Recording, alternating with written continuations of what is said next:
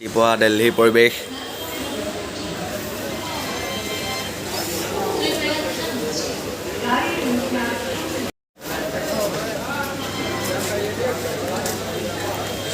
এইফালে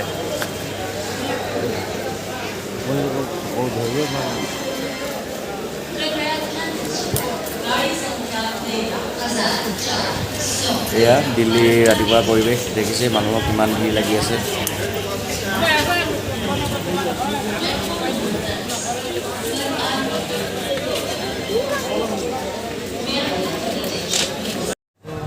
এতিয়া ষ্টেচনৰ পৰা ওলাই আহিছোঁ, চাওঁ বাছ ক'ত কেনেকৈ পাওঁ।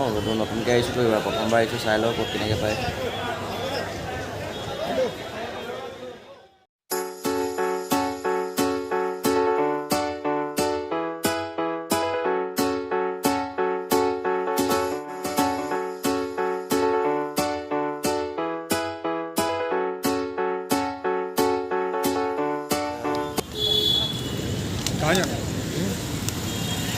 ৰাতিপুৱা দিল্লীৰ পৰিৱেশ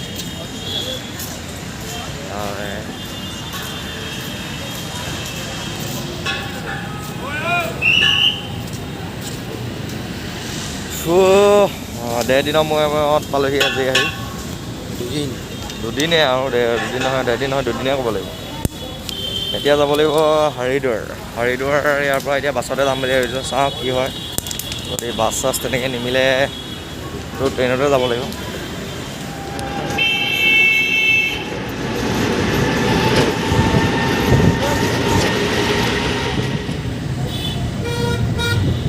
তো এতিয়া আমাৰ টিকেট বুকিং কৰা হৈ গ'ল আৰু যোনখন আমি বাছ বুকিং কৰিছোঁ সেইখন বাছৰে ট্ৰেভেল এজেঞ্চি আমাক এতিয়া ড্ৰপিং কৰিবলৈ গৈছে কাশ্মীৰ গেটৰ ওচৰত। মানে বাছখন বৰ্ডিং হ'ব কাশ্মীৰ গেটৰ পৰা, তাৰপিছত আৰু আমি হৰিদ্বাৰৰ অভিমুখে যাত্ৰা আৰম্ভ কৰিম।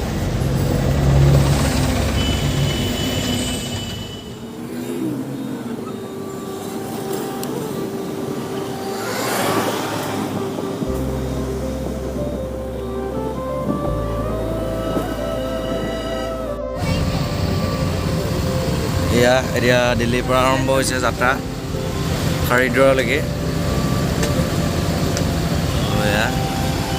মাছৰ আগৰ চিটত পাই গৈছোঁ। ব'লক দেখাই আছোঁ বাকী ৰাস্তা দেখাই আছোঁ কেনেকৈ। এতিয়া আছোঁ আমি কাশ্মীৰ গেটৰ একেবাৰে সন্মুখত, মানে আমাৰ বাছ যাবলৈ ওলাইছে আৰু এতিয়া লাহেকৈ।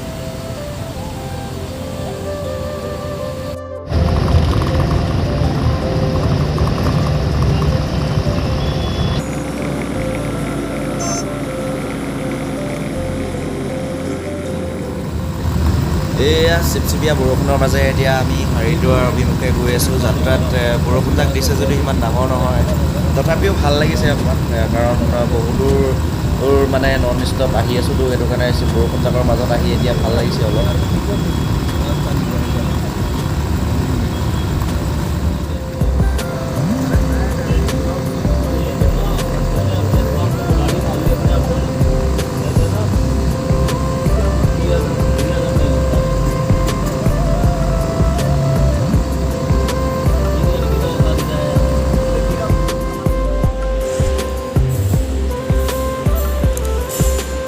अब हो गया खाने का टाइम, खाने के लिए बैठ रहे हो। ये फिलहाल हालत ऐसा हो रहा है हमारा, 3 बजे तक जाना पड़ेगा हरिद्वार पहुँचने के लिए।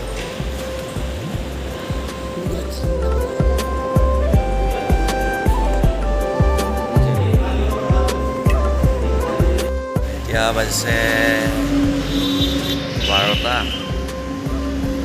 12:12 এটা বাজিব এতিয়া। ইয়াতে বাছখন ৰখালে, এইখন নামটো তেনেকৈ লিখাই নাই ইয়াতে খাই মেলি এতিয়া আকৌ যাব লাগিব।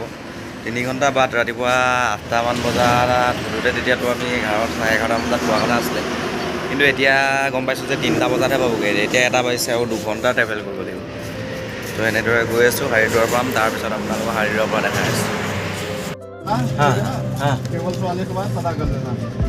তো ফাইনেলি পাই গ'লোঁ এতিয়া হৰিদ্বাৰ পাইছোঁহি। এতিয়া ৰিক্সাত গৈ আছোঁ এতিয়া, ৰুম এটা চাই লওঁ আজি ইয়াত থাকিব লাগিব, যিহেতু কাইলৈ ৰাতিপুৱাই যাব পৰা হ'ব বুলি কৈছে। সেইটো কাৰণে ৰুম এটা চাই লওঁ, গৈ আছোঁ।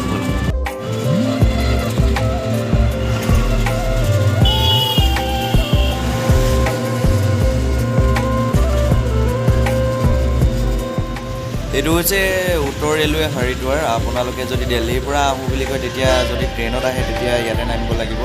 হৰিদ্বাৰ এইটো টাউনৰ কাষতে লাগি আছে ৰেলৱে ষ্টেচন।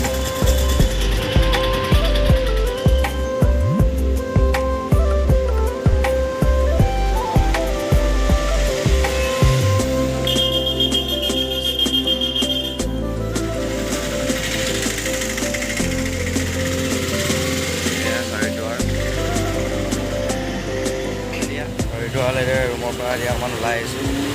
ৰেইনকোট চেইনকোট কিনিবলৈ আছে, ৰেইনকোট চেইনকোট কিনা হোৱা নাই আৰু এতিয়া পইচা দিবলৈ গৈছে ইয়াতে। যাওঁ এতিয়া ৰেইনকোট চেইনকোট কিবা লৈ আহোঁ, স্পৰ্টিং কিনিবলগীয়া আছে। তাৰপৰা চাই লওঁ তাৰপিছত কেনেকুৱা গংগা নদী তাতো যাম বুলি ভাবিছোঁ, এতিয়া কি হয় দেখাই চব।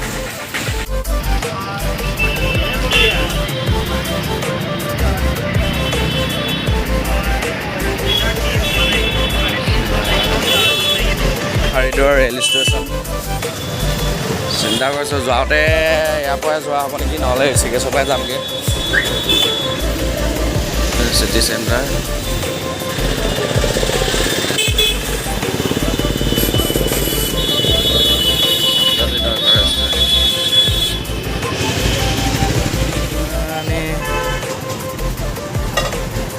হৰিদ্বাৰৰ ৰাস্তা, দোকান কাষতে বহুত ধুনীয়া ধুনীয়া দোকান আছে ইয়াতে। কি লাগে আপোনাক?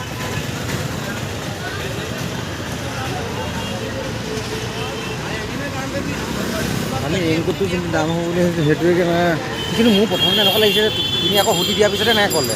প্ৰথমতে কৈছিলে সেইটো 100 টকা আৰু এইটো 120 টকা, আকৌ তুমি সুধি দিয়াৰ পিছতে 120 টকা দিব। মোৰ মালকেইটা পাতলা পাতলা লাগিছে, ৰেইনকোট কিনি আনিছোঁ এয়া। ৰেইনকোট বোলো মালকেইটা অকণমান পাতলা পাতলা যেন পানী যেন বিয়পি পৰিব নিচিনা লাগিছে। তুমি পিন্ধিবা, আমাৰ পানী চিটি আছে নাই আজি ৰুমত। টেষ্ট ড্ৰাইভ কৰিব লাগিব আজি। হা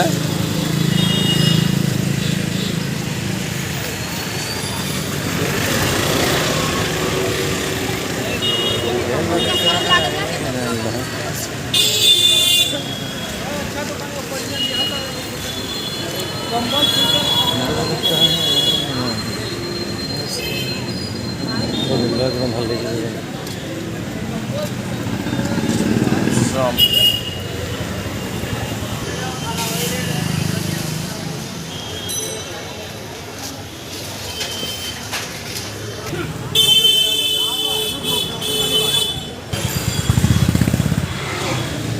এখন মাৰ্কেট চাৰ্কেটৰ কিবা নাম আছে নি? নাই। আজি যদি মই খোজকাঢ়ি আমি কি খোজকাঢ়িবা নাই ন, কাইলৈ থাকিবগৈ লাগিব। ধাৰ্মিক ঠাই মানে কেনেকুৱা দেখিছে নে আপোনালোকে? চব দেখিবই, ধাৰ্মিকে চব চাইনবোৰ্ডৰ পৰা আদি কৰি চব চাই।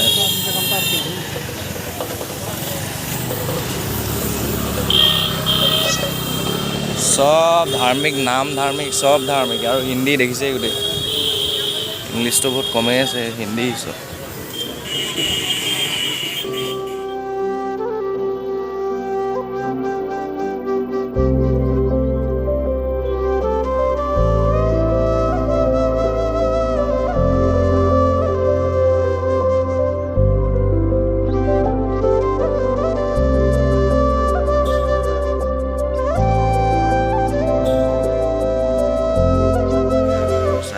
কেনেকুৱা টেষ্ট?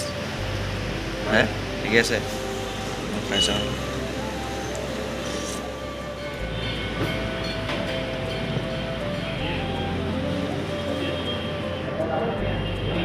আজিলৈ ভিডিঅ' ইমানখিনি আছিলে। আজি এতিয়া হৰিদ্বাৰ আছোঁ, হৰিদ্বাৰৰ পৰা এতিয়া কাইলৈ নতুনকৈ যাত্ৰা আৰম্ভ কৰিব লাগিব। সেইটো কাৰণে আজি ভিডিঅ'টো ইয়াতে শেষ কৰি দিছোঁ। তো কাইলৈ লগ পাই আছোঁ।